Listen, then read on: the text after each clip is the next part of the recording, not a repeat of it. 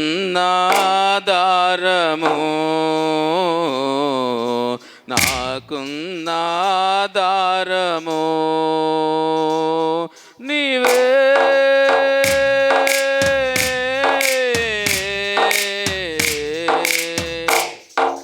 నాకున్నాధారము, నాకున్నాధారము నీవుగాక నాకిలలో ఎవరు లేరయ్యా. జీవిత యాత్రలో ఒంటరినై సాగి వెళుతున్నా, నీవుగాక నాకిలలో ఎవరు లేరయ్యా. జీవిత యాత్రలో ఒంటరినై సాగి వెళుతున్నా. చప్పట్లు కొడుతూ కళ్ళను మూసి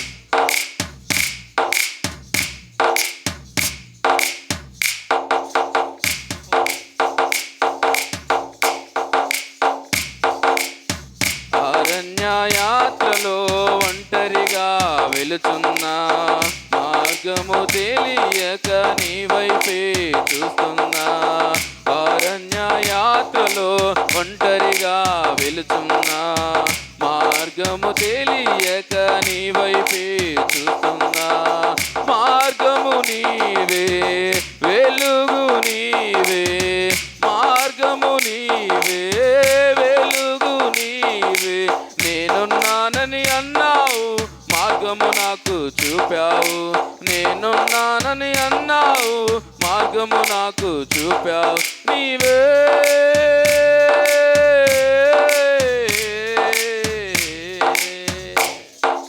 వెలుగైన నా మార్గము, వెలుగైన నా మార్గము నీవుగాక నాకిలలో ఎవరు లేరయ్యా. జీవిత యాత్రలో ఒంటరినై సాగి వెళుతున్నా, నీవుగాక నాకిలలో ఎవరు లేరయ్యా. జీవిత యాత్రలో ఒంటరినై సాగి వెళుతున్నా. చప్పట్లు కొడుతూ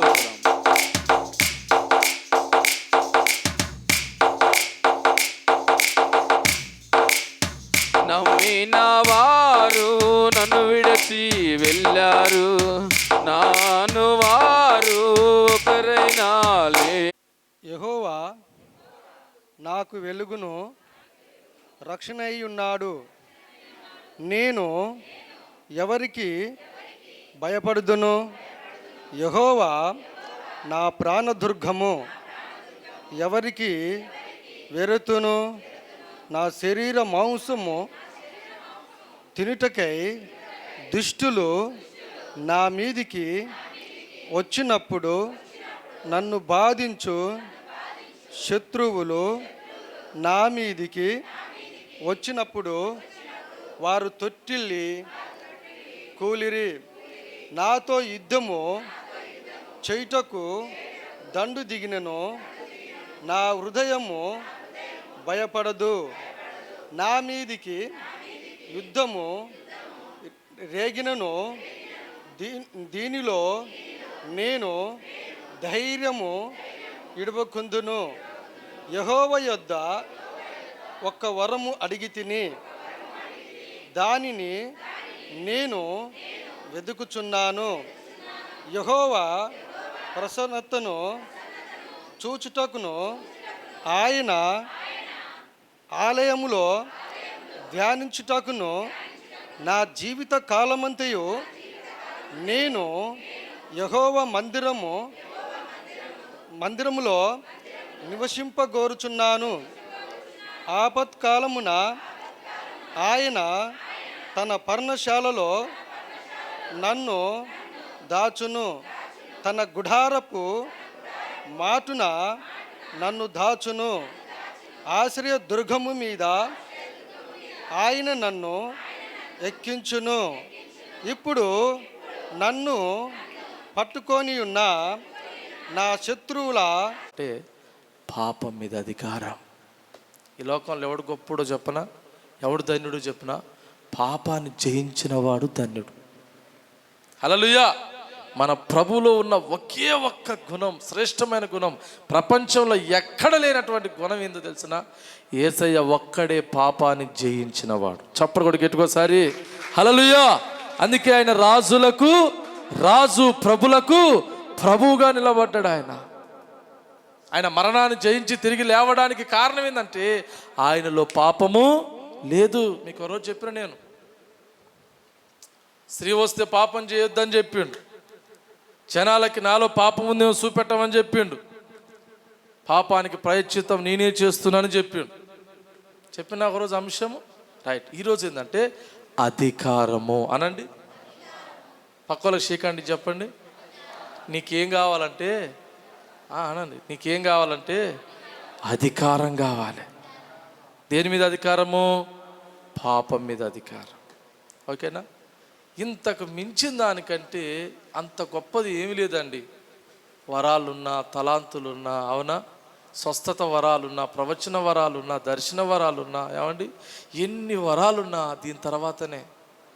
ఎంత గొప్పోళ్ళైనా, అవునా, ఏ స్థితిలో ఉన్నోళ్ళైనా సరే ఆఖరికి దేవునికి కూడా ఎదురైంది పాపం. ఎవరికి ఎదురైంది? యేసు ప్రభు కూడా పాపం ఎదురుగా వచ్చిందంట. ఆయన మాటల యందు కానీ, చూపుల యందు కానీ, ప్రవర్తన యందు కానీ ఆయన ఏ పాపము చేయలేదు. దేవునికి స్తుతి కలుగును గాక. హల్లెలూయా. దేవుని బిడ్డలారా, చూద్దాం, దేవుని వాక్యాన్ని ధ్యానిద్దాం. కొలస్సీలకు రాసినటువంటి పత్రిక, కొలస్సీ సంఘానికి అపోస్తలుడైన పౌలు గారు రాసినటువంటి పత్రిక 1వ అధ్యాయము 13వ వచనాన్ని మనం చదువుకుందాం. 1వ అధ్యాయము 13వ వచనం. ఆయన మనలను అంధకార సంబంధమైన అధికారములో నుండి విడుదల చేసి తాను ప్రేమించిన తన కుమారుని యొక్క రాజ్య నివాసులుగా చేసెను. చాలండి. ఇదే వాక్యం మీద ఈరోజు చక్కటి వర్తమానాన్ని చూద్దాం.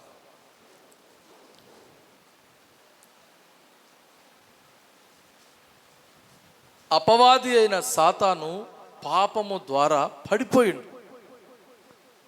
వాడు చేసినటువంటి పాపం ఏంటిదంటే హెచ్చించుకోవడం. ఏం చేసుకున్నాడు చెప్పండి? హెచ్చించుకున్నాడు. ఇంకో మాట చెప్పాలంటే గర్వపడ్డాడు. గర్వం వచ్చేసింది వానిలో. హెచ్కేల్ గ్రంథంలో కానీ, యెషయా గ్రంథంలో కానీ, ప్రకటన గ్రంథంలో కానీ వాని గురించి చాలా విషయాలు రాశాడు ప్రభు. వాడు తన మనసులో హెచ్చించుకున్నంట, ప్రభు కంటే నేను గొప్పవానిగా ఉండాలి. దాని వలన వాడు పైనుంచి పడదోయబడ్డాడు. మనిషి చేసిన పాపం ఏం చెప్పండి? ప్రారంభ పాపం. ఆదామేమో తినొద్దన్న పండు తిని పాపం చేశాం. అర్థమైందా? సైతాను పడిపోవడానికి కారణం ఏంది? మొదటి నరుడైనటువంటి ఆదాము పడిపోవడానికి కారణం ఏందో మనకు తెలిసింది. మరి మనం పడిపోవడానికి కారణాలు ఏంటి? దొంగతనం చెయ్యొద్దు అనండి. మరి మీరు చెప్పండి, నేను అంట చెయ్యొద్దు అని. చెప్ప ఏదో ఒకటి ఉండాలి కదా. సోదరం చెప్పండి గట్టికోసారి. ఏదో ఒకటి ఉండాలి. ఆజ్ఞలు 10 ఆజ్ఞలు తెలిసిన చేతులు ఎత్తండి. 10 ఆజ్ఞలు తెలిసిన ఇట్లా అట్లా ఇట్లా ఎత్తాలి. ఏమో మరి ఇట్టెత్తి అడుగుతాడేమో అనుకుంటాను. నేనేం అడగనులే, ఇప్పుడు అడిగేంత టైం కూడా లేదు నాకు. 4 చేతులు ఎత్తారు అంటే మిగతా వాళ్ళు ఎత్తాలి. కానీ 10 ఆజ్ఞల కంటే మించిన ఆజ్ఞలు ఉన్నాయి. దేవుని స్తోత్రం. యేసుప్రభు రాకముందుపు 10 ఆజ్ఞలు. యేసుప్రభు వచ్చినాక ఏం చెప్పిండు? మీరు వ్యభిచారం చేస్తేనే పాపం అనుకుంటారు కదా, అయితే కంటి చూపును బట్టి కూడా స్టమినా పెరిగిపోతుంది. దేవుని స్తోత్రం. ఒకరిని చంపితేనే పాపం అంటారు కదా, కానీ ఎదుటివాని మీద కోపపడు ప్రతివాడు నరహంతకుడే. యాడైతున్నాయి ఇంకా చాలా చాలా యాడైతున్నాయి. హల్లెలూయా. ఇప్పుడు ఈ వచనాన్ని మళ్ళీ మీరు చదవండి, రిపీట్ చేయండి. ఆయన మనలను అంధకార సంబంధమైన అధికారంలో నుండి. మనం అంటే ఎవరండి? మనం అంటే ఎవరు ఇక్కడ? అందరం, ఇక్కడ ఉన్న వాళ్ళందరం. దేవుని స్తోత్రం. ఆయన మనలను అంధకార సంబంధమైన సంబంధమైన అధికారంలో నుండి. ఏ సంబంధం అంట? ఏ సంబంధం అంట? అంధకార సంబంధమైన అధికారములో నుండి. అంటే అంధకారానికి కూడా ఏమొచ్చేసింది? అధికారం వచ్చింది. అంధకారానికి అధికారం రావడానికి కారణం ఏంటంటే పాపమే. ఈరోజు చాలా మంది పడిపోతున్నారండి. సేవకులు అనబడుతున్న వారు కానీ, ఏమండి రాజకీయ నాయకులు కానీ, ఇక లోకం గురించి చెప్పాల్సిన పని లేదు, కానీ క్రైస్తవులం కూడా చాలామంది పడిపోతున్నాం. దాని ద్వారా ఈ అంధకారానికి, ఈ అపవాదైన సాతానికి ఏమొస్తుందంటే మన మీద అధికారం వస్తుంది. హల్లెలూయా, స్తోత్రం చెప్తాము గట్టికోసారి. దేవుని బిడ్డలారా, పాపం వలన మన మీదికి ఏమొస్తుందంటే అపవాదికి అధికారం వస్తుంది. వాడు మన మన మన యొక్క జీవితాన్ని చిన్న భిన్నం చేయడానికి వానికి అధికారం వస్తుంది. మనం దేవుల్లో ఎదగకుండా పోవడానికి అధికారం వస్తుంది. మనం ఆరోగ్యకరంగా ఉండకుండా పోవడానికి వానికి అధికారం వస్తుంది. మనం దేవుని పిల్లలుగా ఈ లోకంలో గొప్ప కార్యాలు చేయకుండా ఉండపోవడానికి వానికి అధికారం వస్తుంది. ఎందుకంటే వాని వశం అయిపోతున్నాం పాపం ద్వారా. కనుక ఈ అధికారాల అన్నిటిలో నుంచి మనల్ని విడుదల చేసి తండ్రి రాజ్యానికి వారసులుగా చేయడానికి యేసు ప్రభు ఈ లోకానికి వచ్చాడు. చప్పట్లు కొట్టి గట్టిగా దేవుని గణపరచుదాం. హల్లెలూయా. మత స్థాపన కొరకు ఆయన రాలేదు, కుల స్థాపన కొరకు ఆయన రాలేదు, వర్గ స్థాపన కొరకు ఆయన రాలేదు. కానీ ఆయన వచ్చినటువంటి ఉద్దేశం ఏంటంటే మనం అందరం మనుషులు అనబడిన ప్రతి ఒక్కరు కూడా అంధకార అధికారాల నుంచి విడుదల కలగాలి. దేవుని స్తోత్రం. వారి నుంచి విడుదల కావాలంటే మొదట పాపము నుంచి విడుదల కావాలి. అందుకని ఒక పచ్చవాత రోగిని తీసుకొచ్చారు యేసుప్రభు కాడికి. ఒక ఆయన పిలిచాడు, అయ్యా మా ఇంటికి రాయి అంటే పోయాడు. ఆయన ఇల్లు చాలా పెద్దది. ఆ రోజులలో పెంకులు ఇల్లు అంట ఆయన ఇల్లు. ఏమి ఇల్లు అండి? నిన్న దాకా మనం గుడిసెలు చూసినాం. ఆ రోజులలో పెంకులు అంటే మామూలు వ్యక్తి కాడు. వచనాలు చదువుతున్నప్పుడు దేవుడు మనకు బోధిస్తూ ఉంటాడు, పరిశుద్ధాత్ముడు బోధిస్తూ ఉంటాడు. మొన్నటిదాకా గుడిసెలలో జీవించిన మనము ఆ రోజులలో పెంకులు అంటే మామూలుడు ఆయన ఇంటికి వచ్చిన, మళ్ళీ అది పెద్ద ఇల్లు, చిన్నిల్లు కాదు, చిన్న కొంప కాదు, అది పెద్ద కొంప. అలాగ వచ్చిండు యేసు ప్రభు. జనాలందరూ కిక్కిరిసుకపోయారు ఆయన మాటలు వినడానికి. ఆమేన్. అప్పుడు నలుగురు ఏం చేశారంటే అతని స్నేహితులు, ఒరే ఈ అవకాశం అలా పోతే దొరకదు. స్తోత్రం చెప్పండి గట్టికోసారి. మరి ఎట్టంటావు అన్నయ్య, పోవడానికి వీల్లేదుగా, అసలు ఈ పచ్చవాత రోగి ఈ నడిచేటోడికి ఆడా ఎట్టో కట్ట ఎతకపోదామంటే లేదు. కానీ చిన్నగా మంచం ఒకటి చూసుకున్నారండి. ఏం చూసుకురు? మంచం చూసుకొని మంచానికి 4 తాళ్ళు ఏర్పాటు చేసుకొని ఆ మంచం లేపిరు పైకి. స్తోత్రం హల్లెలూయా. వాడు ఏమిటి చచ్చిపోయిన శవం లెక్క వాడిపోయినాడు. వాడు కూసోలేడా, లేవలేడా, ఎగరలేడా. కాబట్టి దానివల్ల మనకి ఇబ్బంది ఏమీ లేదు. కానీ ఈయన మాత్రం యాడికి లేపాలి? ఆడనొచ్చు పాపం, వానికి మాట కూడా వస్తున్నారు అట్లా, ఒరే ఎట్టనో కట్ట నేను చస్తారా ఇట్టనే, కానీ మీరు పైకి లేపి ఒకళ్ళు తాడు దిగితే మధ్యలో హల్లెలూయా అటు ఇటు బ్యాలెన్స్ అయితే ఏమండి నలుగురికి ఆలోచన ఒకటి తిరుగుంటాయండి. మన ఇంట్లో మనకే పడదు. ఒకటి ఎడ్డామంటే అందరే, ఇంకోటి తెడ్డాం అంటాడు. ఇది 6 అంటే ఇంకొకడు 9 అంటాడు. వీడు అది ఇది సేమ్ అట్నే ఉంటుంది కదా. నలుగురు కలిసి అవునా ఒక్కటే ధాటి మీద. ఇది సూచన ఏంటంటే బలిపీఠానికి సూచన. స్తోత్రం చెప్పండి గట్టికోసారి. హల్లెలూయా. ఆ నలుగురు కలిసి ఆ మాత్రం ఇంటి మీదకి లేపారండి. ఆ మంచం బట్టి మందం పెంకులు తీశారండి. మంచమే దించారు కిందికి. ఏం దించారు? మంచమే యేసు ప్రభున్న ఆ మధ్యలోకి దించారు. దించగానే యేసు ప్రభు మంచంలో నన్ను చూడలేదంట. ఎవరు చూసినంటే ఆ పైన ఆసక్తితోటి ఏమండి ఆ యొక్క ఏం మనసు అంటే వాళ్ళకి, ఇదిగో ఇతడు బాగుపడితే చాలు. దేవునికి స్తోత్రం. ఈరోజు బాగును కోరేవానికంటే చెడు కోరే వాళ్ళు ఎక్కువరు. ఇలా మంచుకున్న వాళ్ళని పడేసేటోళ్ళు ఎక్కువరు, కానీ పడిపోయినోని లేపేటోళ్ళు కనపడరు మనకు. దేవుని స్తోత్రం. ఆ నలుగురు ఉద్దేశం ఏంటంటే వీడు బాగుపడాలి అని చెప్పేసి వాడిని అమాతం దించారండి. యేసుప్రభాన్ని నీకు స్వస్థత కలుగును గాక అనలే అన్నాడా? స్వస్థత కలుగును గాక అనలే. అంతటా అన్న మాట తెలుసునా, నీ పాపములు క్షమించబడ్డాయి, నువ్వు లేచి నీ పరిపెత్తుకొని యూ కెన్ గో. సప్పుడు కూడా ప్రభుని కనపరచండి. హల్లెలూయా. ఏం క్షమించబడ్డాయి అన్నాడు? ఏం క్షమించబడ్డాయి అన్నాడు? వీళ్ళు అనుకుంటున్నాడు, అరే పాపాలు క్షమించడానికి ఈయనెవర్రా? దేవుడు కదా క్షమించేది. హలో, పాపాలు క్షమించేది ఎవరండి? దేవుడు క్షమించాల పాపాలు. ఆయన క్షమించకపోతే ఎవరి ద్వారా పాపాలు పోవు. ఎక్కడ పోయినా పోవు, గుర్తుపెట్టుకోండి. ఏం చేసినా పోవు. ఆమె నాకు కొంతమంది తెలుసా అండి, వాళ్ళు ఎప్పుడు చూసినా ఆడుకొక్కడి పోతూనే మార్గం ఇరుకు మార్గం. ఆమెన్. ఇరుకు మార్గం అంటే ఏంటంటే నిందలైన, అవమానాలైన, శ్రమలైన, శోధనలైనా భరిస్తూ మీరు పరిశుద్ధులుగా జీవిస్తూ నా కొరకు సాక్షులుగా నిలబడితే మీరు పరలోక రాజ్యం చేరతారు. సోదరం చెప్పండి గట్టికోసారి.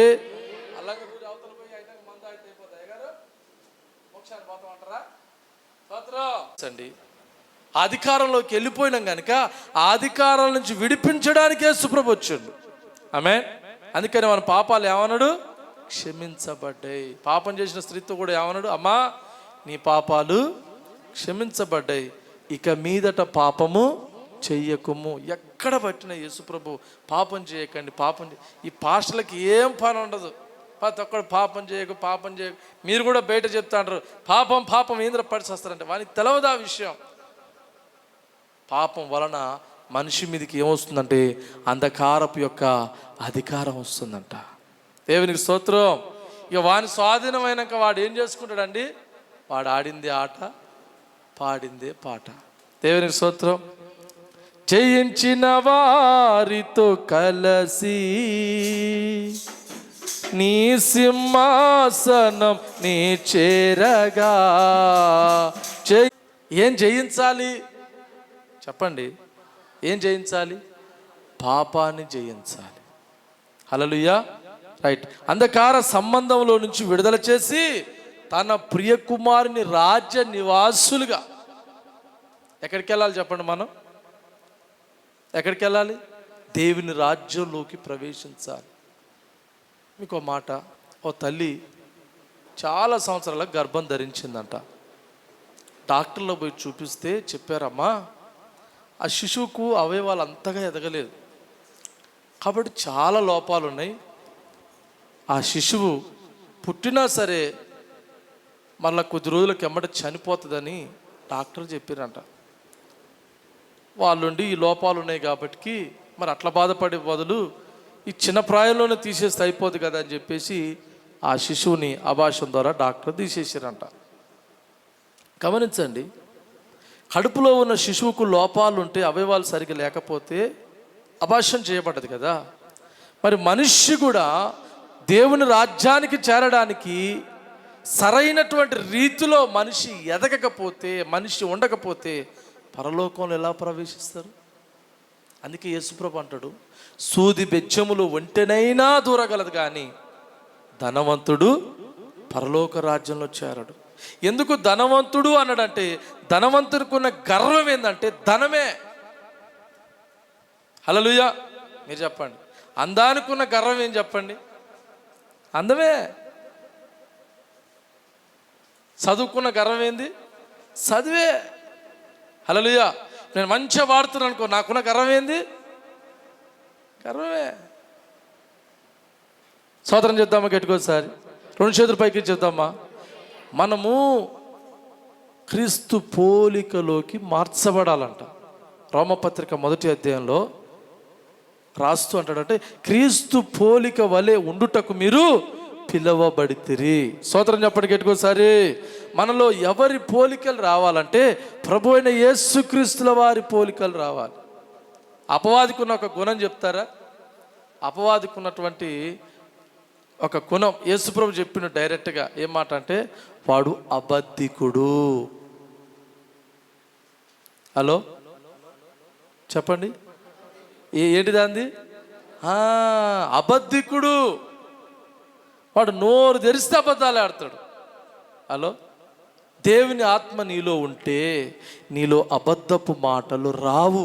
ఒకవేళ పొర్రపాటున ఏదైనా జారినం అనుకో అమ్మటే నీకు భయం పడుతుంది. కారణం ఏంటంటే నీ లోపల ఉన్న పరిశుద్ధాత్మ దేవుడు ఆయన ఒప్పుకోలేడు. అపవాది మాత్రం ఏం చేస్తాడు చెప్పండి? నోరు తెరిస్తే అబద్ధాలే. అందుకే ఆయన పేరు, ఆయనకు బిరుదిచ్చిండు యేసుప్రభు. ఏమని? అబద్ధికులకు జనకుడు. ఏడదంటే తండ్రి. అబద్ధానికి తండ్రి ఎవరంటే సాతాన్. మరి సత్యమునకు తండ్రి ఎవరు? యోహాను సువార్త 17:17 అంటాడు, నీ వాక్యమే సత్యము. దేవునికి స్తోత్రం. ఆయన సత్యవంతుడు. ఆమెను చెప్పండి గట్టికోసారి. 2 చేతుల పైకి చెప్దామా? రైట్. రోమీలకు రాసిన పత్రిక 8వ అధ్యాయం 4వ వచనం. బైబిల్ ఉండాలి పెళ్లి కొడక. నాకు కోపం ఎప్పుడు వస్తుందంటే పిల్లలు మంచి దేవునికి ముఖ్యం. ఆమెను చెప్పు గట్టికోసారి. దేవుడు నిన్ను దీవించిన కొలది ఆ ప్రక్రియ అది వేరే. కానీ నాకు సందా లేదు, అవునా, నాకు బైబిల్ లేదు, నేను తానం చేయలేదు. తానం చేయని వాళ్ళందరూ మందిరానికి రావద్దని బోర్డు ఏమైనా పెట్టామేమన్నా బయట? సోదరం చెప్పు గట్టికోసారి. అందుకనే దొంగలకు దొడ్డిదారులు ఎన్నో ఉంటాయంట. హలో, ఏముంటాయండి దొంగలకు దొడ్డిదారులు? సోదరం చెప్పు గట్టికోసారి. చదవండి. రోమీలకు రాసిన పత్రిక 8వ అధ్యాయం 4వ వచనం. పాప పరిహారము నిమిత్తము, పాప పరిహారము నిమిత్తము దేవుడు తన సొంత కుమారుణ్ణి, దేవుడు తన సొంత కుమారుణ్ణి పాప శరీరకారముతో పంపి, పాప శరీర ఆకారముతో పంపి ఆయన శరీరమందు పాపమునకు శిక్ష విధించెను. చూశారా? ఆయన శరీరము దాల్చడానికి కారణమేంది? స్వరూపమైనను సొగసైనను లేకుండా చిత్రవద చేయబడడానికి కారణమేంది?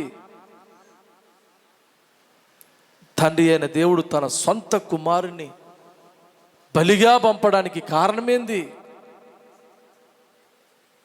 దేవుడు వేదన పడడానికి కారణమేంది అంటే మన పాపమే, మన దోషమే, మన అతిక్రమమే, మన తిరుగుబాట్లే, మన మొండి వైఖరి గుణమే ఆ సృష్టికర్త అయిన దేవుణ్ణి హింస. 6వ వచనం 7వ వచనం. మనం అందరము గొర్రెల వలె త్రోవ తప్పిపోతిమి, మనలో ప్రతి వాడును తనకిష్టమైన త్రోవకు తొలిగెను. యెహోవా మన అందరి దోషమును అతని మీద మోపెను, ఆయన మీద మోపెను. అతడు 12వ వచనం చూడండి ఒకసారి. 12వ వచనం. కావున గొప్పవారితో నేను అతన్ని పాలు పంచిపెట్టేదను, గనులతో కలిసి అతడు కొల్ల సొమ్ము విభాగించుకొనును. ఓకే. ఏలయనగా మరణము నొందునట్లు అతడు తన ప్రాణమును ధారపోసెను. హల్లెలూయా. చాలండి. మీకు ఈ ప్రాణం విలువ తెలవాలంటే నేను ఒక మాట చెప్తాను. ఎంతమంది సూది వేపించుకుంటారు జ్వరం వచ్చినప్పుడు? సూది వేసినప్పుడు నొప్పి లేస్తుందా లేవదా? సరే, ముళ్ళులు గుచ్చుకున్నాయా మీకు ఎప్పుడన్నా? గుచ్చుకున్నప్పుడు ఎట్లుంటుంది? ఎవడన్నా ముళ్ళులలో పోయి దునుకుతాడా? గాజు పెంకులలో? ఎందుకని? పానం విలవిలలాడుతుంది. పానం ఏమవుతుంది? ఇంత ముళ్ళు గుచ్చుకోగానే మనకు మొత్తం సుఖాలు కనపడతాయిగా. అబ్బా, ఇంతలా ముళ్ళు అనుకోండి, చిన్నవి ఒక నొప్పి ఉంటుంది. కొంచెం లడ్డు ముళ్ళు అయితే ఏం ముళ్ళు అంటారు? చెప్పు దిగుతుంది చూడు. అప్పుడప్పుడు ఏమైనా పేరు ఉంటుంది దానికి, సర్కారు ముళ్ళు. ఈ ముళ్ళు గుచ్చుకున్నప్పుడు ఏమవుతుంది? అది అరికాలులో గుచ్చుకున్నప్పుడు ముళ్ళు మొత్తం లోపల పోయినప్పుడు ఏమవుతుంది? అడుగు తీసి నొప్పి ఆడొచ్చింది అంటారు. నొప్పి ఆడొచ్చింది, ప్రాణానికి దిగింది. కాలుకు గుచ్చుకుంటేనే అంత నొప్పి ఉంటే తలకు గుచ్చుకుంటే ఇంకెంత నొప్పి ఉంటుంది కదా? ముళ్ళ కిరీటం పెట్టలే ఆయనకి. దేనికంటాయి? మన తలంపుల నిమిత్తమై, మన చెడు తలంపుల నిమిత్తమై. సైతానికి ఉన్నకున్న పని ఏంటంటే వాడు వేస్తూ ఉంటాడు తలంపులు, ఆలోచన అంతా చెడుపుతూ ఉంటాడు. అందుకనే ఇస్కరియోతు యూదా గురించి చెప్పేటప్పుడు అంటాడు, అపవాది అంతకు మునిపే ఇస్కరియోతు యూదాలో ఏం వేసిందంట? ఆలోచన వేసిందంట. అందుకని వారు దూరేటువంటి అతి సులువైన స్థలం ఏంటంటే ఆలోచన. దేవుని స్తోత్రం. ఎలా దూరుతాడండి? నేను దెయ్యాలు పట్టిన వాళ్ళకి చాలామందికి వాళ్ళంటుంటే విన్న మాట ఏంటంటే, అయ్యా దెయ్యం పట్టినప్పుడు ఎక్కడెక్కడ లేని ఆలోచనలు వస్తాయి, పిచ్చి ఆలోచనలు. నిద్ర పట్టదు, అవునా? ఏదో భయం. ఆడు దూరే అతి సులువైన మార్గం ఏంటంటే ఆలోచన. అయితే మనం కంచె దేనికి వేయాలంట? మొదట ఆలోచనకి వేసి పడేయాలి. చప్పడు కూడా ప్రభువుని గట్టికోసారి. దేనికి వేయాలి? చెడ్డ తలంపులు, చెడ్డ ఆలోచనలు వచ్చినప్పుడు ఏం చేయాలి? యేసు నామములో నాకు నువ్వు అప్పుడే గమనించాలి, ఆహా సైతాను గాడు శోధిస్తుండు, చెడ్డ ఆలోచనలు రాగానే ఏమనుకోవాలి, అమ్మటే అలెక్ట్ అయిపోవాలా. స్తోత్రం చెప్పు గట్టికోసారి. ఇంతకుముందు నా బండికి ఒకటి పెట్టిన ఆప్షన్ ఆర్న్ వస్తుంది. దానికి ఉన్న స్పెషల్ ఏంటంటే ఇట్లా చెయ్యగానే అది కుయ్ కుయ్ కుయ్ కుయ్ అంటుంది అన్నమాట. ఆప్షన్ ఉంది ఒకటి, వేయగానే వచ్చేస్తుంది. అట్నే నీకు చెడు ఆలోచనలు వస్తున్నాయంటే నీకు ఎమ్మటే ఏం కావాలి, అలెక్ట్ కావాలి. ఏమని? సైతాను నన్ను శోధించడానికి సిద్ధపడుతుండు. మరి నువ్వేం చేయాలి? యుద్ధం చేయడానికి సిద్ధపడాలి. ఆమేన్. ఏంటిది నీ యుద్ధం? నీ ఆయుధం ఏంది? యేసు రక్తమే జయం. కొట్టు సప్పని గెట్టుకోసారి. యేసు రక్తమే జయమని నువ్వు మొదలు పెడితే వాడు నీ చెడ్డ ఆలోచనలు ఇవ్వకుండా ఏం చేస్తాడంటే వాడు పారిపోతాడు. వాడు చూసుకున్నాడు, వాని దగ్గోలు వానికి బొచ్చాడు మందురు.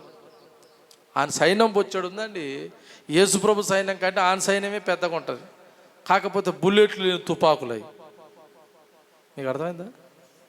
తుపాకులు ఏముండాలా? ఆ తుపాకులో బుల్లెట్లు ఉండవు. స్తోత్రం చెప్పు గెట్టుకోసారి. ఆడు ఏనేనో చేస్తాడు కానీ అన్ని పనికి మళ్ళీ పనిలే. కానీ మనం కనుక యుద్ధంలో దిగితే వాడు ఓడిపోతాడు. చప్పటి కొట్టు ప్రభు గెట్టుకోసారి. హల్లెలూయా చేద్దామా గెట్టుకోసారి.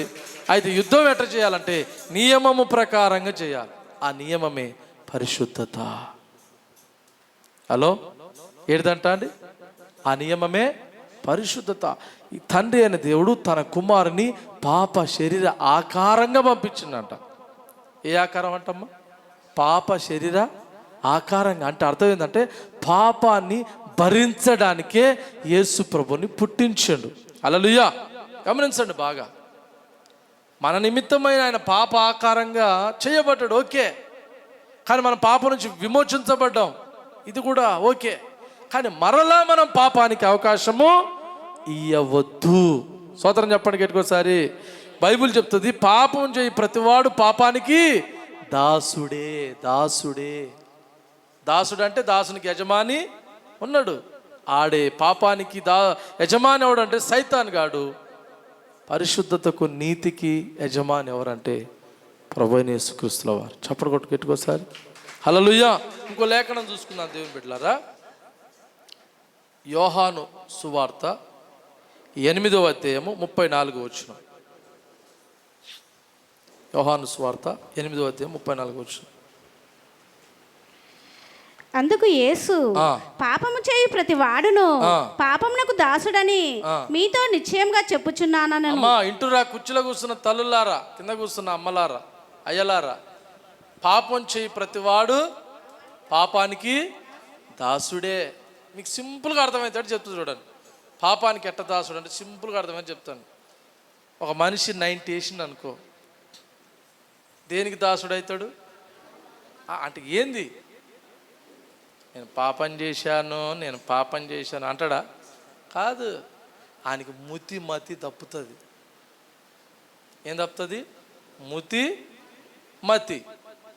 కాబట్టి ఆడు ఏం చేస్తాడు, ఎటు పోతాడు, ఆడు ఎప్పుడు ఎట్టెట్టుంటాడో వానికే తెలియదు. వానికి తెలియనోడు వాడేం చెప్తాడు నీకు? ఎందుకు తాగావు చెప్పరా అంటే ఆడేమని చెప్తాడా నీకు? చెప్పడు. అంటే మద్యము వాని లోపడి పోగానే వానిలో ఉన్నటువంటి చెప్పండి అన్నీ బయటకు వస్తాయి, లోపల ఉన్నదంతా.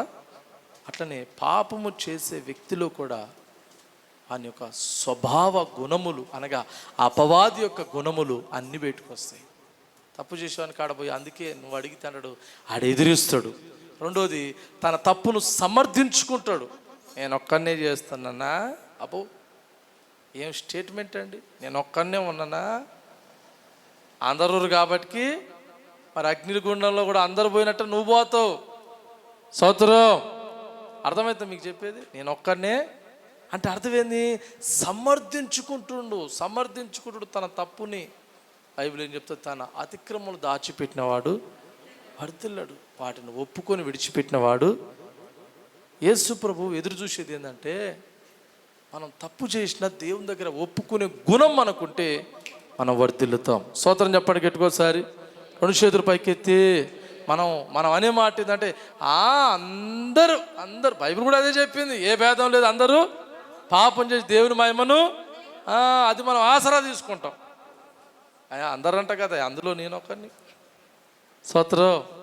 కానీ అందులో ఉన్నా సరే నీ నుంచి ఏం రావాలంటే పశ్చాత్తాపం రావాలి. ఆమేన్. అందులో నుంచి నువ్వు బయటికి రావాలి. దేవుని మహిమ కలుగును గాక.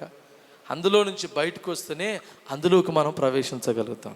ఏమే, మీకు ఇంకొక మాట కూడా చెప్పనివ్వండి. ఫస్ట్ ఈ వాక్యము నాతోటే మాట్లాడుతుంది, నాతో మాట్లాడినాకనే మీ దాకా వస్తుంది. ఆమె చెప్తారా గెట్టుకోసారి? హల్లెలూయా. నేను ఎన్ని బోధలు చేసినా, ఎన్ని పాటలు పాడినా, ఎన్ని మంచి మాటలు చెప్పినా నన్ను నేను భద్రపరచుకోకపోతే నేను కూడా వ్యర్థుడనే. అందుకే ప్రసంగం అంటాడు, అసలు పుట్టడమే దండగా ఆయన అన్నాడు. పెండంలోనే పడిపోతే ఏ బాధ. హలో, కానీ మనం కష్టాలు వచ్చినప్పుడు వాడతాం ఈ మాట. బాధలు వచ్చినప్పుడు అయ్యా నేను పుట్టకపోతేనే బాగుంటుంది, ఆయన పుట్టి ఈ బాధలు ఈ కష్టాలు. దేవునికి మహిమ కలుగును గాక. 2 చేతులు పైకెత్తి గట్టిగా చెప్తామా హల్లెలూయా. రోమీలకు రాసిన పత్రిక 6వ అధ్యాయం 13వ వచనము అండ్ 19 వర్డ్స్, 19వ వచనం కూడా చూద్దాం. రోమా పత్రిక, దేవునికి మహిమ కలుగును గాక. చదువమ్మా. 6వ అధ్యాయము 13వ వచనము 19వ వచనం. మరియు మీ అవయవములను దుర్నీతి సాధనములుగా, దుర్నీతి అనగా చెడుకు, పాపానికి సాధనాలుగా అంటే పనిముట్లుగా పాపమునకు అప్పగించకండి. ఆగండి, ఒక నిమిషం ఆగండి. దేవుని స్తోత్రం. అవయవాలంటే ఎన్ని?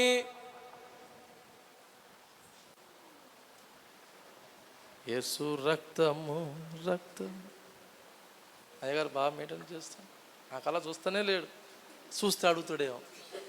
ఆయన బాధ ఏంటంటే అది ఈయన ఇంటర్మీడియట్. మరి ఇలా ఓవలన్నా చెప్పిరండి అవయవాలు ఎన్నంటే 5వ తరగతిలో ఉంటుంది క్లాస్. 5ఏనా అవయవాలు?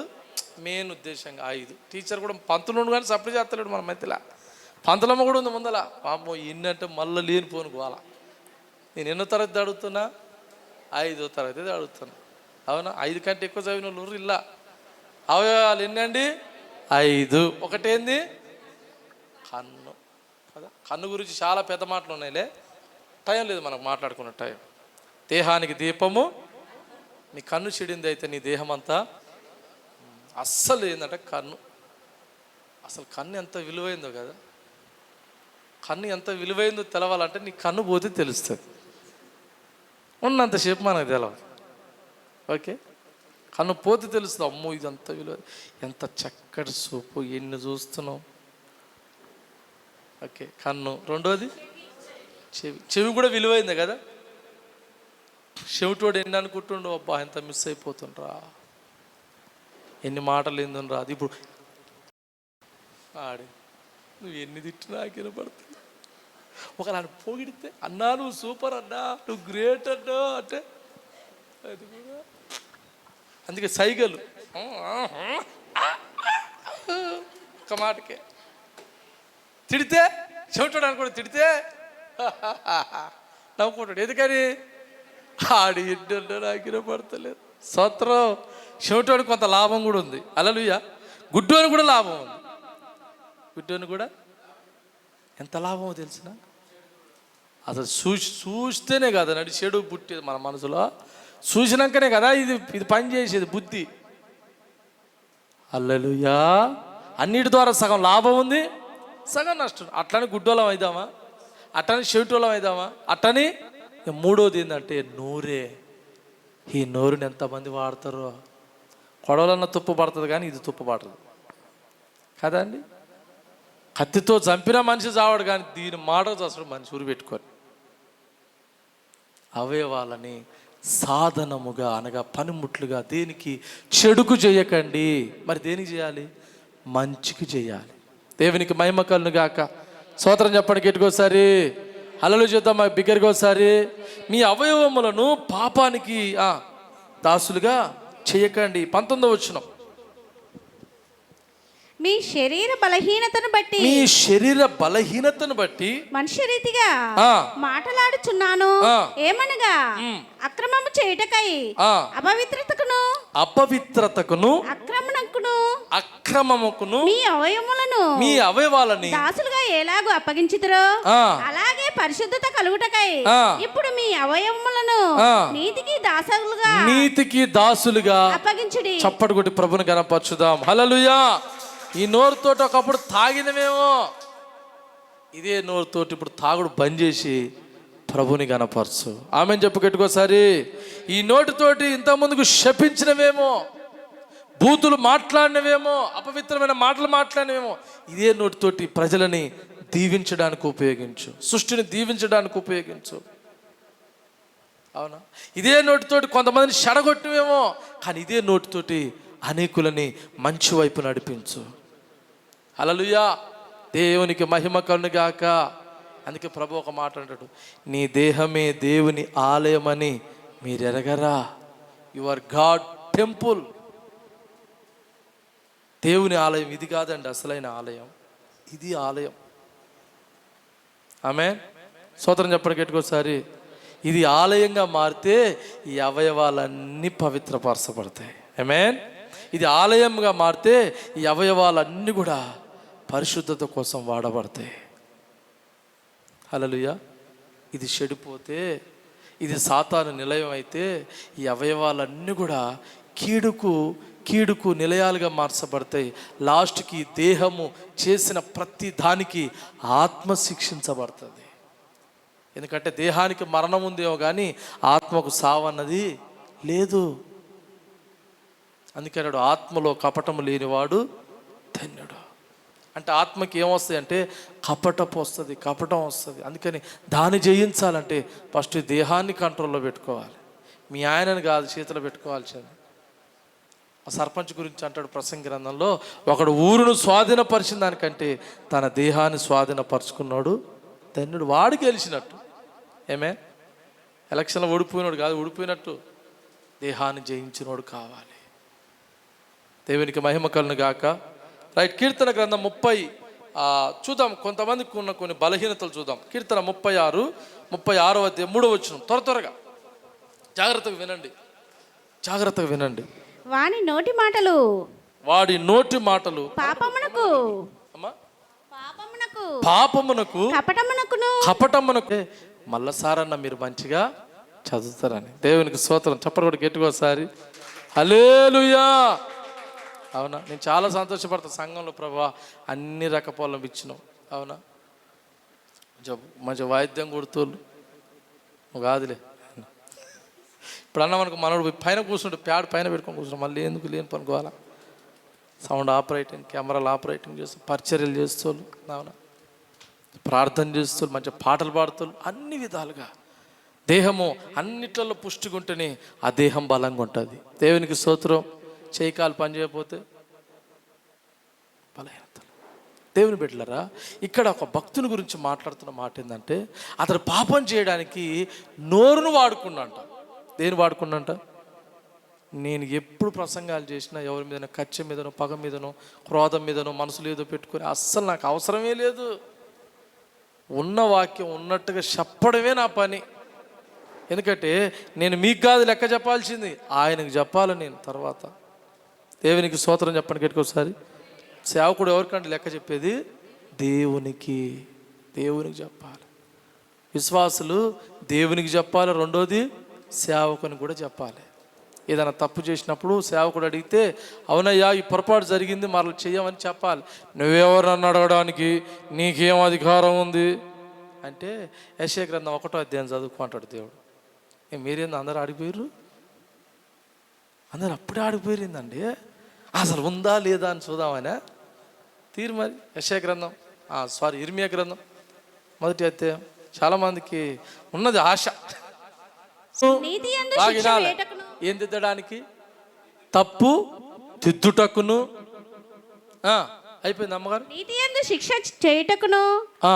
యందు శిక్షణ చేయుటకును ప్రయోజనకరం అంటే అది మంచిదై ఉందంట. విశ్వాసి తప్పులు దిద్దితేనే విశ్వాసకు మంచిది. ఏం పర్లేదు, ఎట్రాషన్ ఏం కాదు, నీకెందుకు మార్కులు నేను వేస్తాగా అంటే ఎట్లుంటుంది? మళ్ళీ సార్ కూడా ఏం చేయాలా?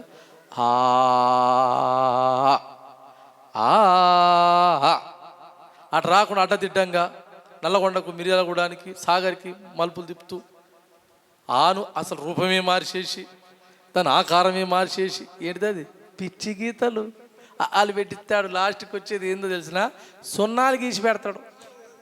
స్తోత్రం. చదివారు ఎప్పుడన్నా? పిల్లలు చూశారు ఎప్పుడన్నా? ఆయనకు రాదు కదా పాపం, రానోడు నేర్చుకోవాలి. ఆడట నేరవాడు ఆ పెట్టించి ఇస్తే అని పలికిస్తే సాయంత్రాన్ని సార్ పోయి చూసేవారికల్లా సున్నాలు తప్ప ఏముండవు వల్ల. ఈ ఆ నేర్పడానికి వాడికి వారం పడుతుంది. ఏది ఆ నేర్పడానికి. మరి వాడు పుస్తకాలు తీసి చదవాలంటే అందుకనే 1వ తరగతి 2వ తరగతి ఈ తరగతులన్నీ ఉన్నది ఎందుకంటే అన్నీ చిన్నగా నేర్పడానికి. దేవునికి స్తోత్రం. మీరు కూడా ఇలా ఏం నేర్చుకుంటారంటే పాఠాలు నేర్చుకుంటారు. ఏం పాఠాలు? పరిశుద్ధాత్మ పాఠాలు. చప్పటి కొట్టి గట్టికోసారి. పరిశుద్ధుల పాఠాలు. హల్లెలూయా. అందుకని దైవజనుడు ఆత్మ ఆవేశం చేత సన్నిధుడై అనగా మొదట ఆయన సిద్ధపడి తర్వాత సంఘాన్ని సిద్ధపరచాలి. మా ఇష్టం వచ్చినట్టు ఉంటాం అంటే మా ఇష్టం వచ్చినట్టు రాస్తాం, నీకెందుకు పంతులని ఆయన అన్నట్టు. మా ఇష్టం వచ్చినట్టు ఉంటాం పాస్టరు నువ్వేమని అడగడానికి. అరే నువ్వుంటే రేపు పరీక్ష పెడతాడు అయ్యగారు వచ్చి. ఏ అయ్యగారు? మన యేసయ్య గారు వచ్చి ఇక పేపర్ తీసుకొని రాయి బిడ్డ అని పరీక్ష పెడితే అప్పుడు ఏమవుతుంది? ఈడ చదివింది ఆడ రాస్తావు. హలో. అందుకని చదువు వచ్చినోనికి పరీక్షలు అంటే సంతోషం, చదువు రానోనికి పరీక్షలు అంటే భయం. ఇదిగో నేను త్వరగా వచ్చుచున్నాను, వాని క్రియల చొప్పున వానికి జీతం ఇవ్వడానికి. దేవునికి స్తోత్రం. జల్లిస్తాడంట వచ్చి. మొట్టమొదటి చేసే పని ఏంటంటే జల్లిస్తాడు. ఆ జల్లింపే శ్రమ శోధనలకు అప్పచెప్పబడతాం. దేవునికి స్తోత్రం. బండ మీద నీ పునాది ఉంటే నిలబడుతుంది, దేనికైనా తట్టుకొని. అదే ఉష్క మీద ఉంటే అసలు కనపడదు. హలో. ఉష్క మీద యేసుప్రభు అన్నాడు ఉష్క మీద కట్టింది నిలబడకపోతుంది అన్నాడు. కానీ మనం నేర్చుకోవాల్సింది పోవడం కాదు, అసలు కనపడదు. దేవునికి మహిమ కలుగును గాక. స్తోత్రం చెప్తాం మాకు ఎట్టుకోసారి బిగ్గరగా చేతులు పైకెత్తి హల్లెలూయా. అయితే సైతాను ఒక అధికారాన్ని సూచిస్తుంది చూడండి. ఏమంటారు దీన్ని? లూకాసు వార్త 4వ అధ్యాయము 6వ వచనం.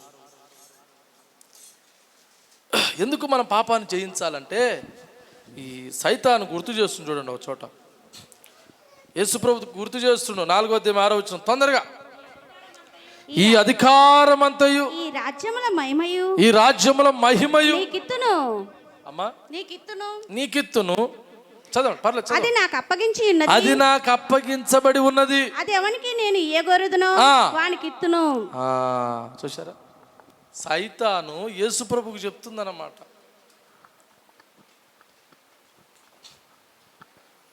యేసుప్రభుకి ఏం చెప్తుందంటే ఈ అధికారం అంతా నా చేతిలో ఉంది. మనుషుల మీద అనండి, అధికారం అనండి.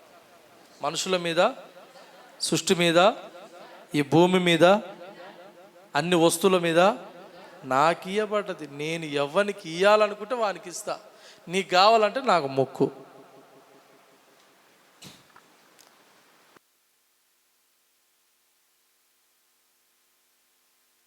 గట్టికోసారి గట్టి కొడదామా. దేవుడు కొన్ని సెట్ చేస్తుంటాడు అన్నమాట. కానీ మనకేమో కొన్ని తొందరపాట్లు, అవును, కొన్ని పొరపాట్లు. అందరికీ సంతానం ఇవ్వాలన్నది ఆయన ఉద్దేశం. అందుకే ద్వితీయోపదేశ కాండం 28 అంటాడుగా, అసలు గుడ్డుతనం అనేది ఉండదు. గుడ్డుతనం అనేది ఉండదు. దేవునికి మహిమ కలుగును గాక. స్తోత్రం చెప్పండి గట్టికోసారి. నేను ఒక విషయం చెప్పాలి. ఆ జ్యోతక్కకి డ్రైవర్ వస్తాడు. వాళ్ళ పిల్లలు లేక బయట పిల్లగాని తెచ్చుకుందామని, పాపని తెచ్చుకుందామని ఒకరికి 50,000 ఇచ్చిందంట. బాబు ఇస్తా అంటే ఆడ 50,000 తీసుకున్నాక పుట్టినాక గొడవ పెట్టుకున్నట్టు ఈయనతోటి. ఇగో నువ్వు ఎక్కువ చేసినావు అనుకో పోలీసు వాళ్ళ పట్టిస్తా అన్నాడంట.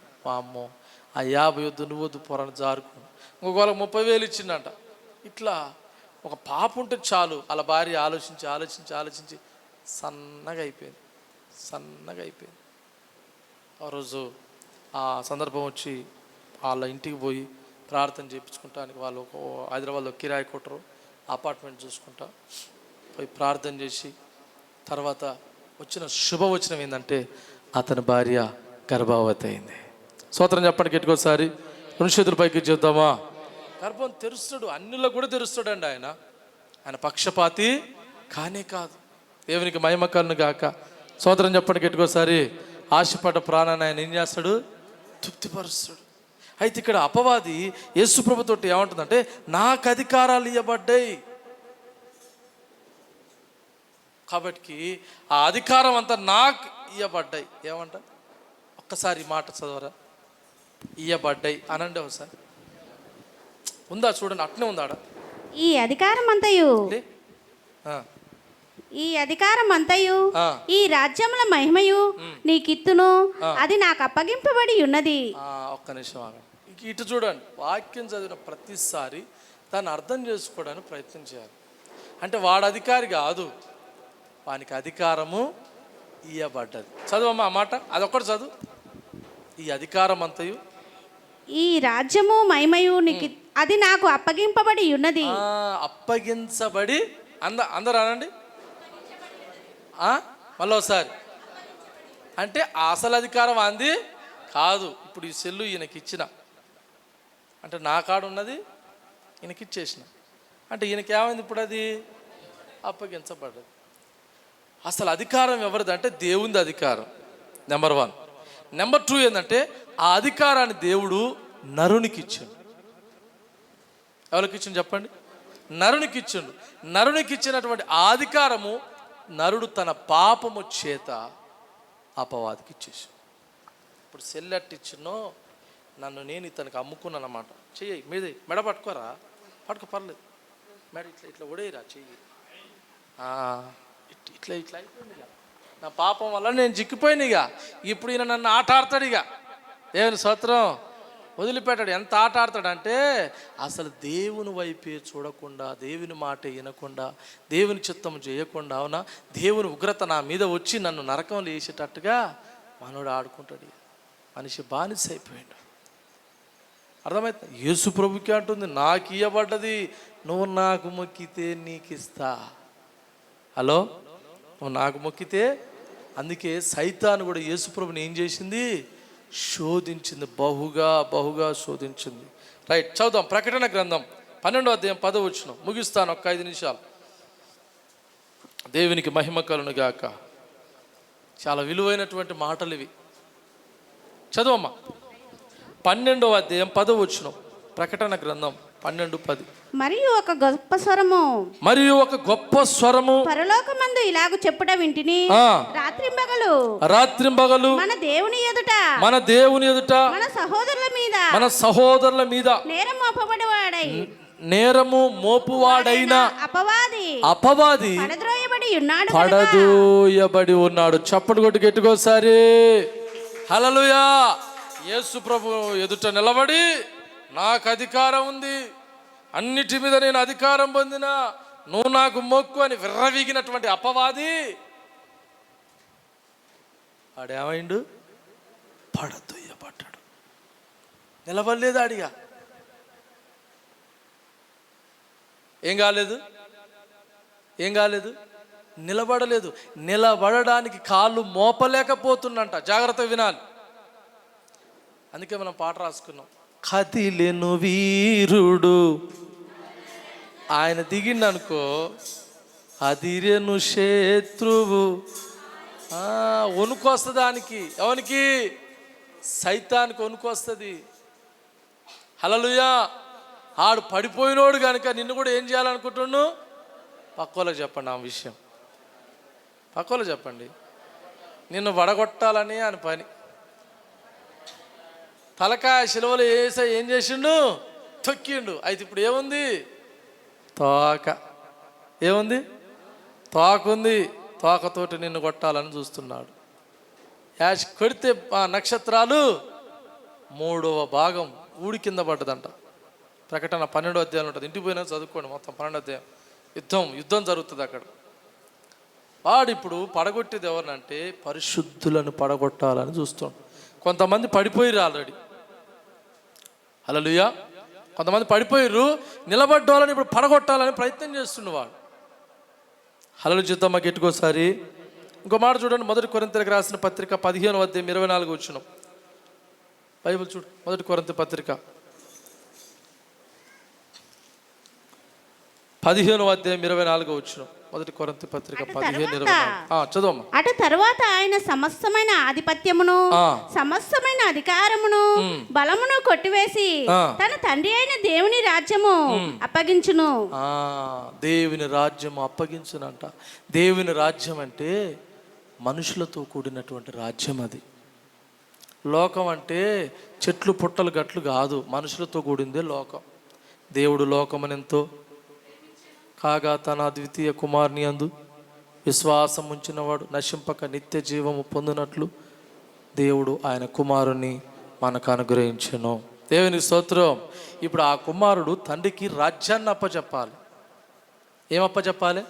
రాజ్యాన్ని అప్పచెప్పాలి. రాజ్యం అంటే తెలుగుదేశమో, టీఆర్ఎస్ఓ, కాంగ్రెస్సో, ప్రజారాజ్యమో కాదు, పరిశుద్ధుల రాజ్యం.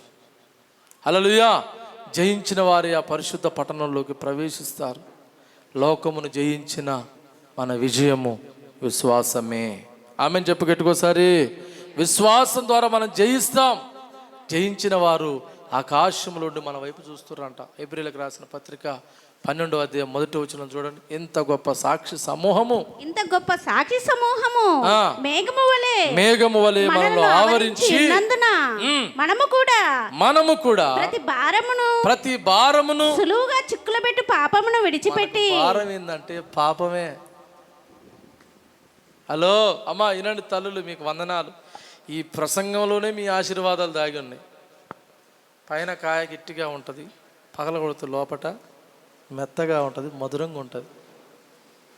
కాయ ఏందంటే ఈ ప్రసంగమే.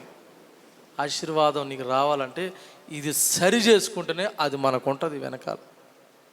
కీడు తర్వాత శిక్ష ఉన్నట్టుగా, అవునా? పాపాన్ని జయించిన తర్వాతనే నీకు ఆశీర్వాదం ఉంది, అసలైన ఆశీర్వాదం. ఈ ప్రసంగాలు చేస్తే జనాలు ఏడ ఉద్యోగపడతారండి. ఈ ప్రసంగాలు చేస్తే జనాలు ఏడ కానుకలు ఇస్తారండి. ఈ ప్రసంగాలు చేస్తే టీవీలలో స్పాన్సర్లు ఏడ దొరుకుతారండి. అందుకని ఇది పక్కన పెట్టి దాన్ని పట్టుకురాలు. మీకేం కావాలా? కూర్చున్న వాళ్ళని అడుగుతున్నా. దిద్దుబాటు కావాలన్నా ఆశీర్వాదం కావాలా? గుండెలో ఉన్నదే బయట వేయండి, లేకపోతే ఈ బగులుతుంది మనకు. ఏం కావాలరా బాబు?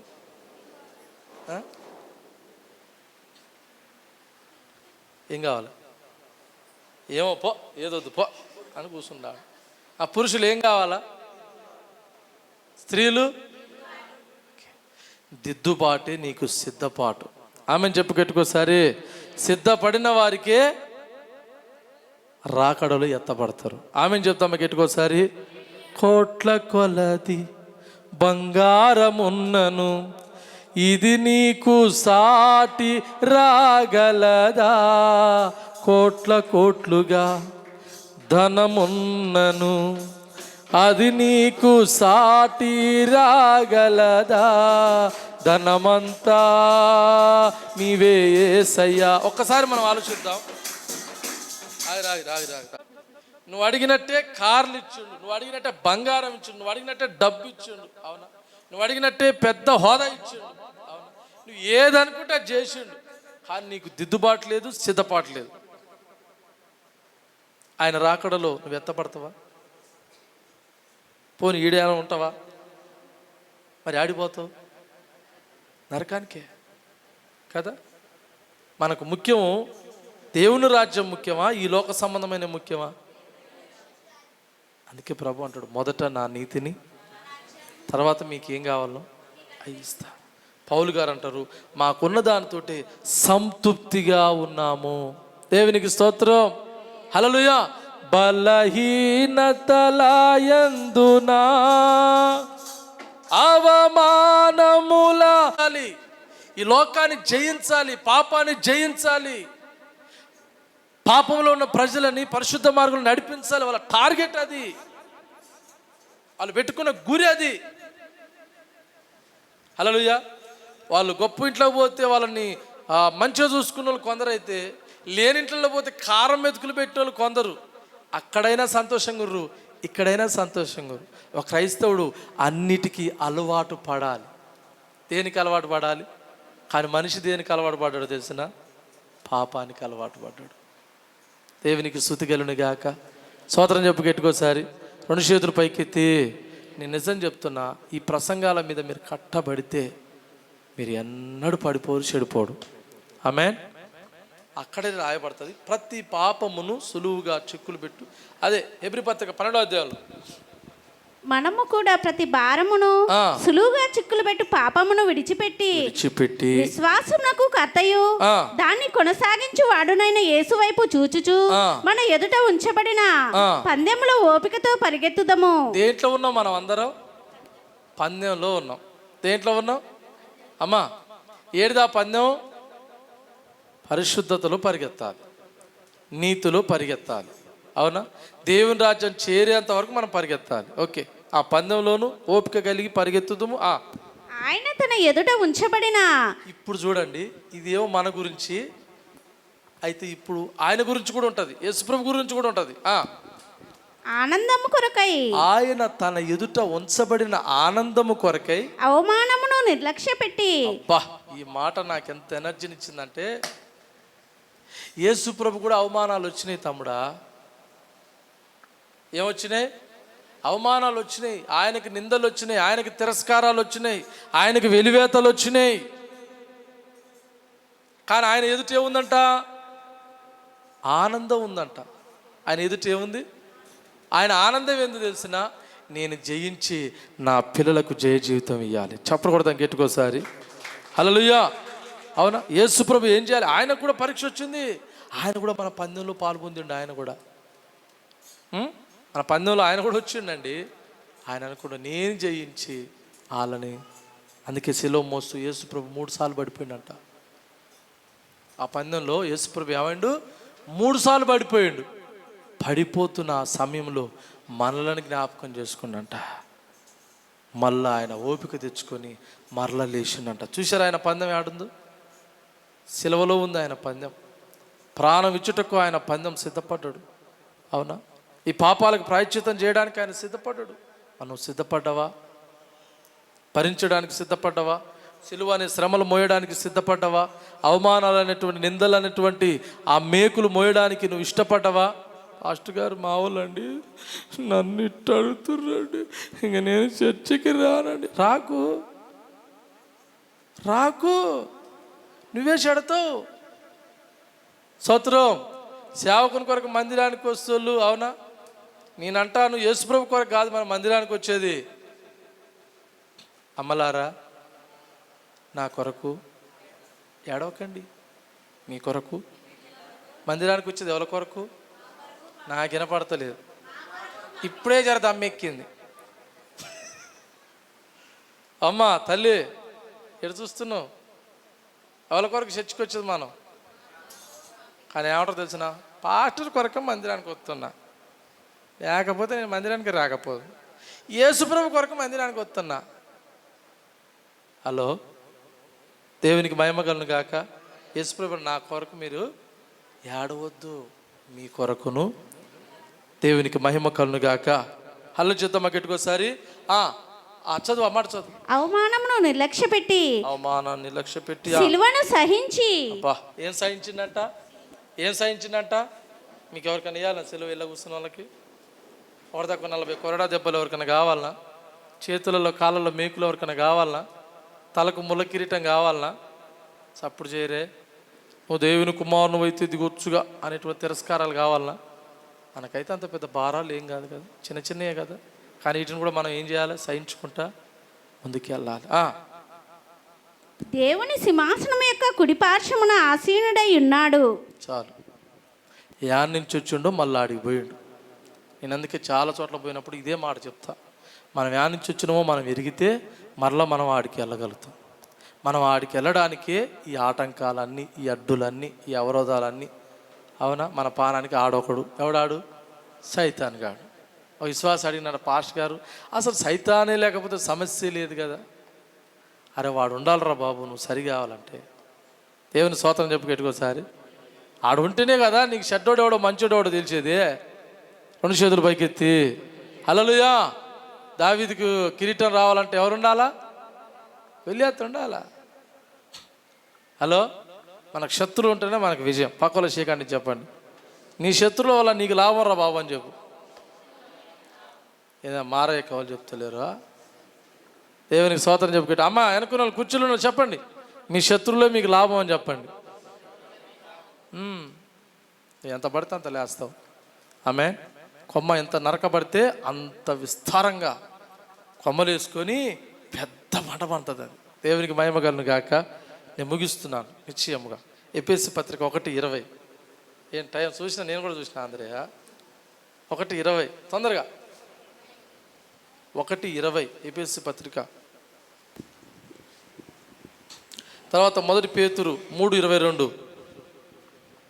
ఆయన బలాతిశయము చేత క్రీస్తును మృతులలో నుండి లేపి సమస్తమైన ఆధిపత్యము కంటేను, అధికారము కంటేను, శక్తి కంటేను, ప్రభుత్వముల కంటేను ఈ యుగమునందు మాత్రమే గాక రాబో యుగమునందున పేరు పొందిన ప్రతి నామము కంటేను ఎంతో ఇచ్చుగా పరలోకమునందు ఆయనను తన కుడి పార్శ్వమున కూర్చుని ప్రభుని గణపరచుదాం. హల్లెలూయా.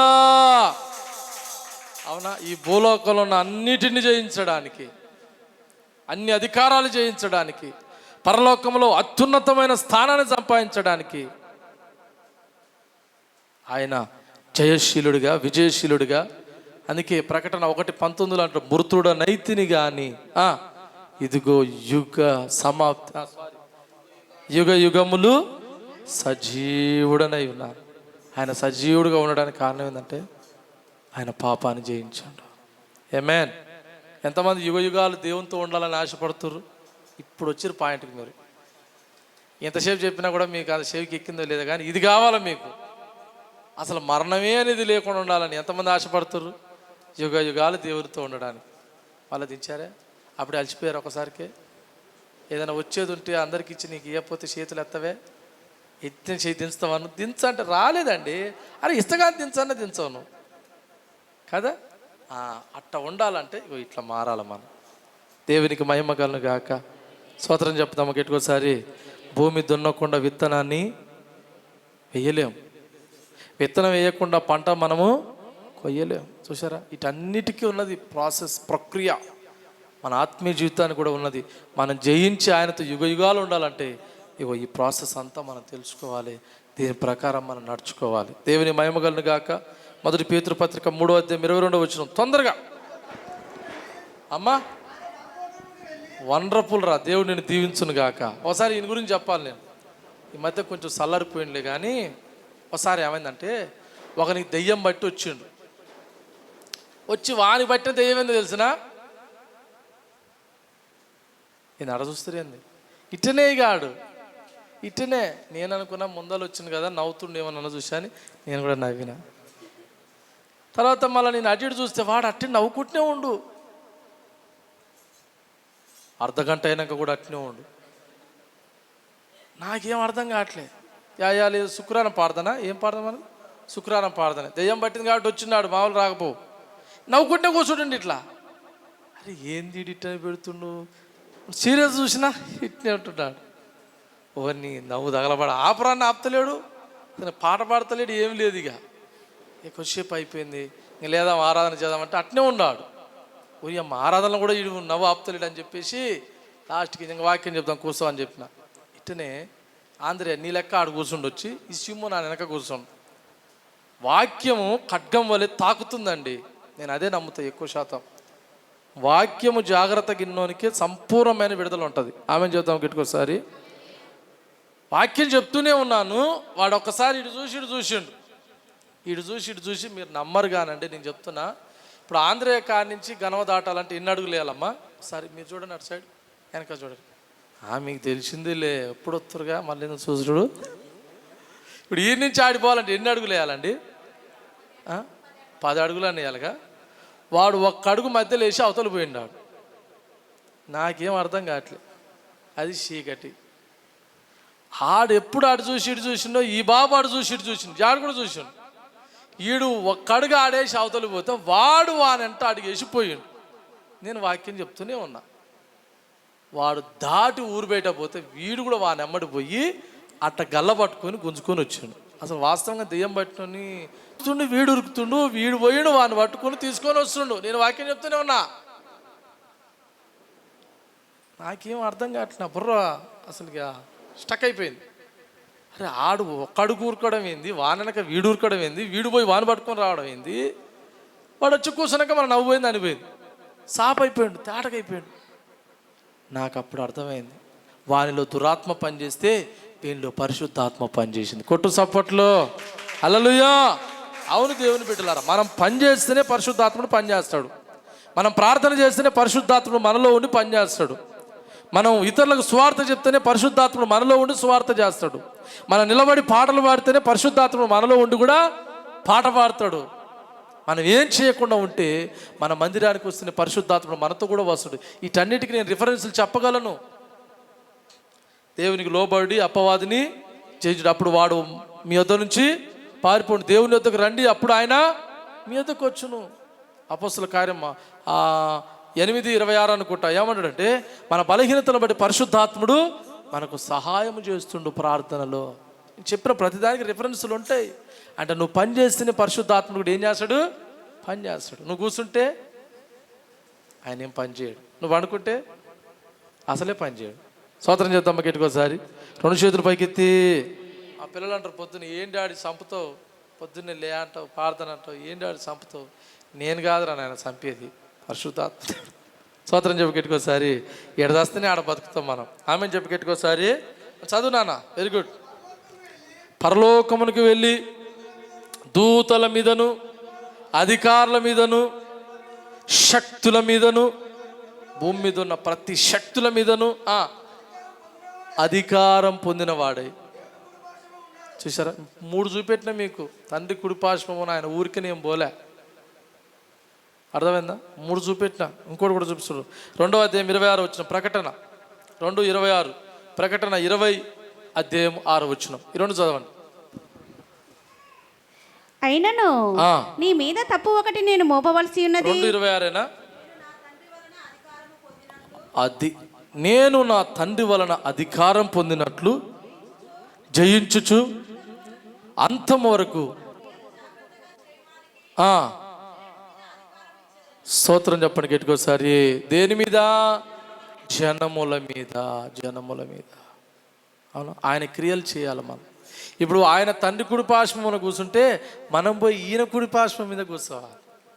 హలో, సింహాసనం రెడీ, నువ్వు రెడీనా? నీ కూర్చుంది పైన, అరే నువ్వు రెడీనా? ఆడు కుర్చీ పోగొట్టుకుండు, ఎవడాడు? సైతాన్ గాడు. ఇప్పుడు నీ కుర్చీకి అసలు పెట్టిండాడు. రాజకీయంలో అదేగా జరిగేది. ఒక్కసారి ఎక్కినంటే దిగడానికి ఇష్టపడతాడా? ఎవడన్నా నేను 5 ఏళ్ళు 10 ఏళ్ళు చేసిన, సార్రా బాబు నువ్వు చేయి అంటాడా? అమ్మరా బాబోయ్, అట్టుంటే గొడవలు ఎందుకు, తగాదాలు ఎందుకు, కొట్టక శాస్త్రుడు ఎందుకు? దేవుని స్తోత్రం. 20వ అధ్యాయం 6వ వచనం. 20వ అధ్యాయం ప్రకటన గ్రంథం 20వ అధ్యాయం 6వ వచనం. ఈ మొదటి పునరుత్థానం చదువు. ఈ మొదటి పునరుత్థానంలో పాల్గొలవారు ధన్యులను పరిశుద్ధులై ఎందురు. ఇటు వారి మీద 2వ మరణమునకు అధికారము లేదు. వీరు దేవునికి క్రీస్తుకు యాజకులై క్రీస్తుతో కూడా 1000 సంవత్సరములు రాజ్యము చేయుదురు. దేవునికి మహిమ. అయిపోయింది, వచనం అయిపోయింది. 6వ వచనం పూర్తిగా రైట్. ఇప్పుడు దేవునితో కూడా మనం 1000 ఏళ్ళు ఉండాలి అంటే, మరణం మీద విజయం పొందాలంటే, మనం కూడా క్రీస్తు యొక్క స్వరూపంలో ఉండాలి అంటే మనం దేని జయించాలి చెప్పండి? మీరు చెప్పండి అమ్మా. ఏది మాట్లాడతలేరు, ఏంది అలసిపోయిరా? ఇంకో ప్రసంగం ఉంది నాకు. దేవునికి స్తోత్రం. మీరు కూర్చున్న వాళ్ళు అలసిపోతారు, నిలబడ్డోని కాడ కూర్చున్న వాళ్ళు అలసిపోతారా? ఏనన్నా పని చేసిన కాడ పని చేయని వాళ్ళు అలసిపోతారా? అవి చెప్పండి, దేని మీద చేయ ఉండాలి మనకు?